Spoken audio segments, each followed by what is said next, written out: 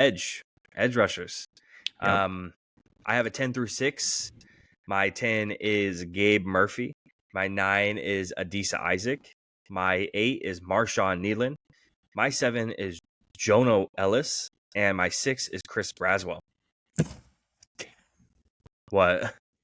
I got Chris Braswell at 5. I was like, oh, we're finally at lockstep on something, but you ruined it at the end. Just missed it. Go ahead, talk about Chris. You know, I just, God, I hate this edge class. Can we throw that out there? It's really just pedigree. You're talking about a senior. I think it's depth. I think that's what you're talking about for this edge class. It's a depth class more than superstars. Yeah, I shouldn't say it sucks. That's not. That's why it's fifth ranked over the other ones because it's so many. It's a deep class, but they're not like a deep superstar class like wide receivers and corners. Yeah, I mean, and like I was saying, you're talking about a senior. You're talking about Alabama. You're talking about super strong. You're talking about very, very explosive, fast hands. You're talking about all the things you want on an edge rusher. And then when you're talking about his cons, the things that they talk about is, oh, he has this thing, but it could be cleaned up, or oh, he has this thing, but it can be coached up. Oh, he has this thing, he's stiff, or his hand is inconsistent, or he has a false step, and all that stuff is, as I've talked about, stuff that's going to be cleaned up with coaching. And we're not talking about a quarterback reworking his mechanics. That's extremely hard. But a pass rusher eliminating a false step he may or may not have is something that could be coached up in an offseason. Yeah. So I'm super excited for him. Although I'm kind of curious to hear your list now because I thought I was pretty locked in on these 5. So my 5 is Darius Robinson. Damn. Okay. Sure. Yeah. Why not? I think I like the explosiveness with the power with Darius Robinson. Mm-hmm. More than some of the stuff I saw with Chris Braswell. And obviously there's some questions of him being like overshadowed year after year after year after year in Alabama, which is going to happen obviously. But when it comes to Darius Robinson, the length is a big plus. His bull rush is really good. And his biggest con is his bend. He can get around the bend sometimes, and he does have that ability. He just has to use the right techniques too. When he's really using, like, he gets inside. What I've noticed, he gets inside of the tackle, and then he'll kind of like pull off of him. When he pulls off, he can bend around just that little bit. He just needs a little bit of edge to do it. It doesn't really take a whole lot for him to get that pull away. So even with his bend being the biggest problem and his first step explosiveness isn't fantastic, because we do have another guy who's going to be in the top 5 who has great power, but he's more explosive and he really just hits you in the chest like a MMA, fighter kicking you in the chest, type situation. So Darius is my 5. He slightly just beats out Chris Braswell, but I'm pretty locked in on the 4 through 1. I've swapped it around a little bit. Yeah. Darius, for me, the only reason why he did not make my top 5 is I find speed and explosiveness more to my liking for a pass rusher as opposed to the bull rush and everything like that, because I just think that I think it's easier for an offensive scheme to negate. You can't turn the corner on Micah, right? Like, he's going to get there. Yep. You can turn the corner on some of these bigger bull rusher edges. And again, we're nitpicking the 5th or 6th best edge rusher in the entire class. So it's not meant to be this massive problem for him. He's going to be really successful, I think. That's just where the 5th and 6th coincide with me. Yeah, no, we're going to have an explosive guy inside of our top 5. I'm curious on where he goes. Is 4 where he is? Who's your 4? Chop. Yeah. Okay. Cool. We're in the same place then. Shit, we might be in the same place actually. 4 through 1. Okay. Yeah. Chop. I think all the same stuff that's always said about Chop is exactly what we're gonna say, right? Super explosive first step. The thing is he has a lack of length, right? He's a little bit of a smaller guy when his arm length isn't crazy.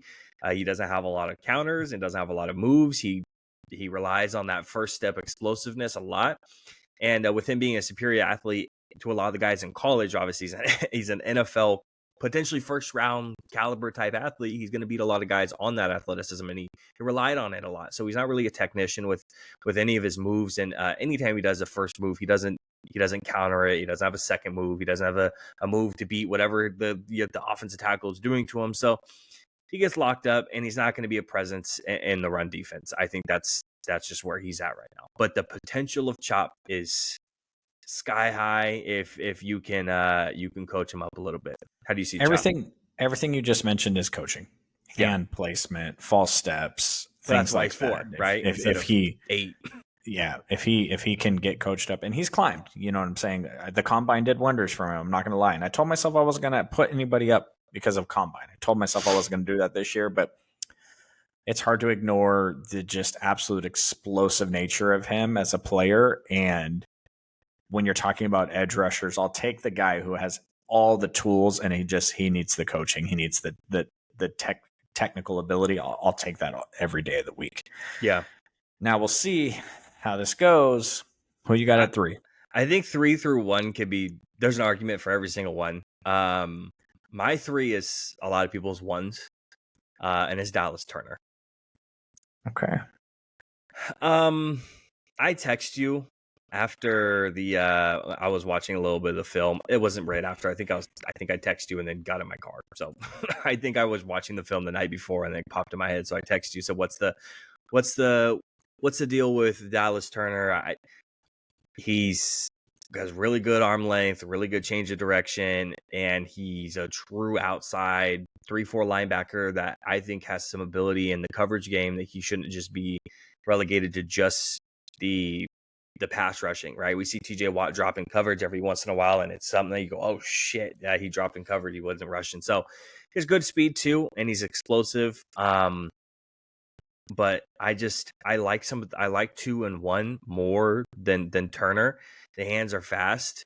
The placement's inconsistent though. He doesn't get inside the tackle's chest, and he doesn't get good leverage on him all the time. So not what you would expect for the first edge rusher coming off of the board.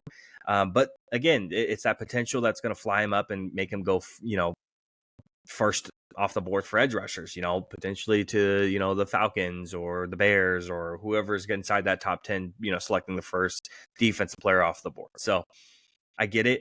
I just like 2 and 1 a little bit more. Who's your 3? Dallas Turner. Okay. Which is weird because I think he's going to be the best. He's going to be the first edge off the board. Yeah, I do too. I don't disagree with anything that you said.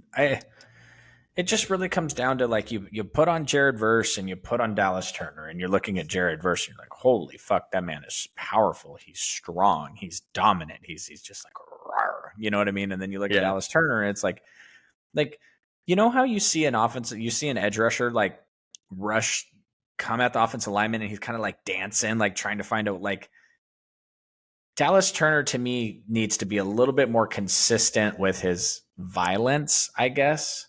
I just realized what Dallas Turner is Jason Tatum because he forgets he's fucking 6'8" and he can drive to the basket. Dallas Turner forgets he has good length and he could be powerful. He just doesn't attack the tackle. Dallas Turner is fucking Jason Tatum. Yeah, Dallas Turner needs to get more violent, which is when you're talking about. Well, before I go to here, who's number 2? Jared Verse. Okay, before I get into my number 2, Jared Verse.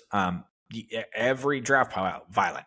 Whether it's he's a violent player, or he has violent hands, or he has a violent explosive first step, or he can do the swim move, and he can do the bend, and he can do all this other stuff.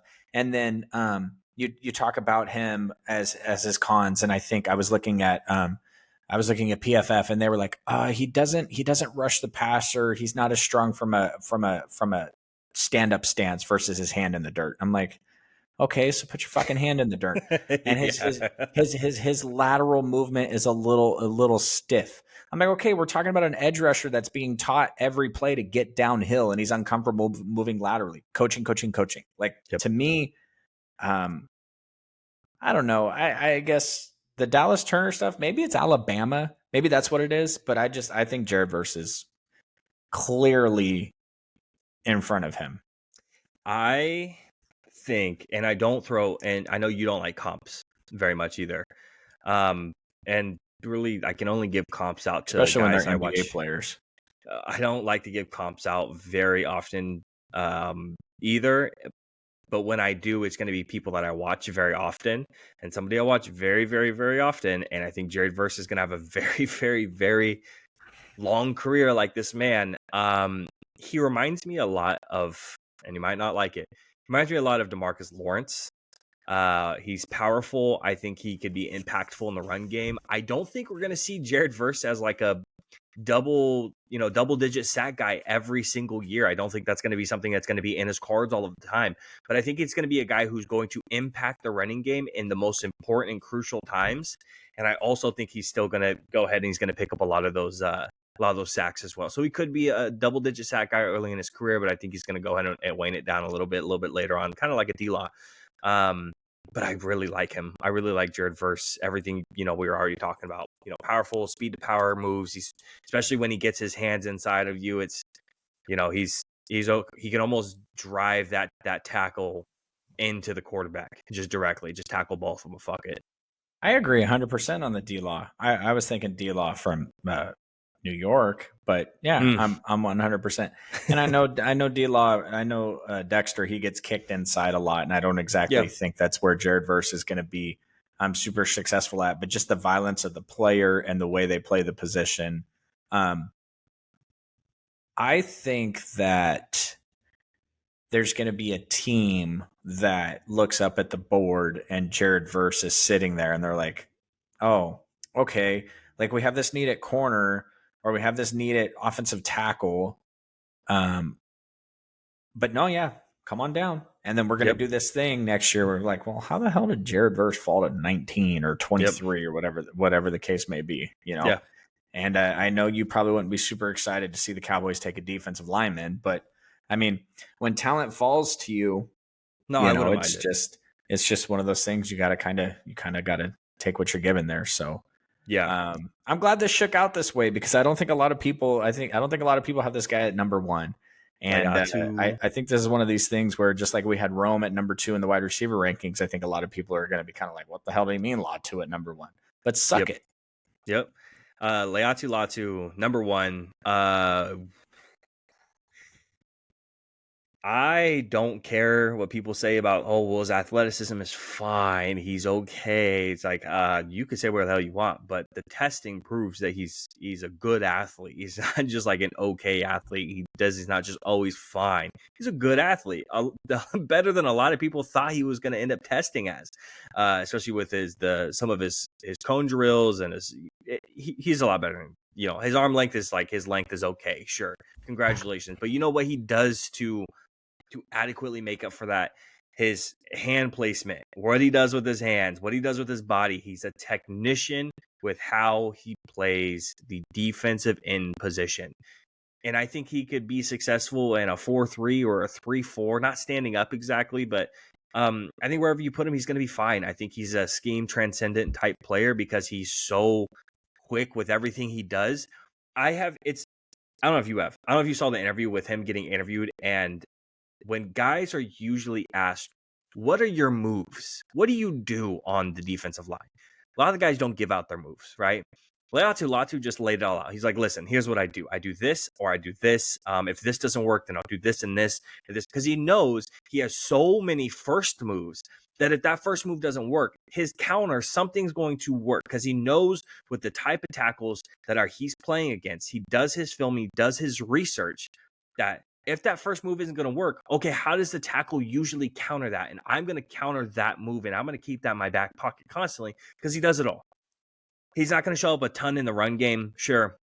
But I think Laiatu Latu is like a double-digit sack guy every single year. It might not be 16, 17, 18 sacks, but I think he's going to sit somewhere around that 10-sack range every year. And I think he's just going to be Mr. Consistency from day one. He's an NFL-ready edge rusher. And unlike we were talking about with all these other guys, with coaching, this is a guy who is ready to go today, right now. The thing I love about Latu is if you turn on tape of him 3 different games, you're watching him be extremely successful 3 different ways. Yes. Like you mentioned, multiple first moves, multiple. I've heard some criticism of him in the run game, holding the line of scrimmage. But every time I turn on the tape, the dude's shooting the gaps and making run stops in the backfield, and that's okay. Yeah. We'll take that. Dallas Turner keeps getting mocked to number 8 with the Falcons. Again, I think that might just be an Alabama versus UCLA bias. And like the biggest cons I see about this guy, and again, going to multiple big boards to look at cons, just see if I can come up with something, is just like, oh, he's adequate at this. Oh, he's good. He's okay at this. Oh, he's proficient at this. I'm like, okay, we put that on the con line for what reason? Like, hey, he's just okay with numbers 3, 4, 5, and 6, but he's elite at 1, 2, and 3. Like, okay, well, what's he bad at? Yeah. You know what I mean? Like, it's just put him in a position to succeed. I don't know if I like the idea of him standing up as an outside linebacker versus, you know what I mean, as you mentioned, but he does definitely seem to be versatile. And when you have a player that can win in multiple different ways, I don't think that you should just put him in his hand in the dirt a la Micah Parsons. Like, give him the ability to move around. I just honestly love when you have your, TJ Watt. He's on this side, and now he's on this side, and now he's up the middle, and he's doing all this other shit. And it's just like, holy hell, how do you game plan for this? He's all over the place. It makes it hard to scheme against. Yeah, definitely. Not that I'm saying Latu is going to be TJ Watt. Relax. I'm just saying the versatility is a big plus. Yeah, for sure.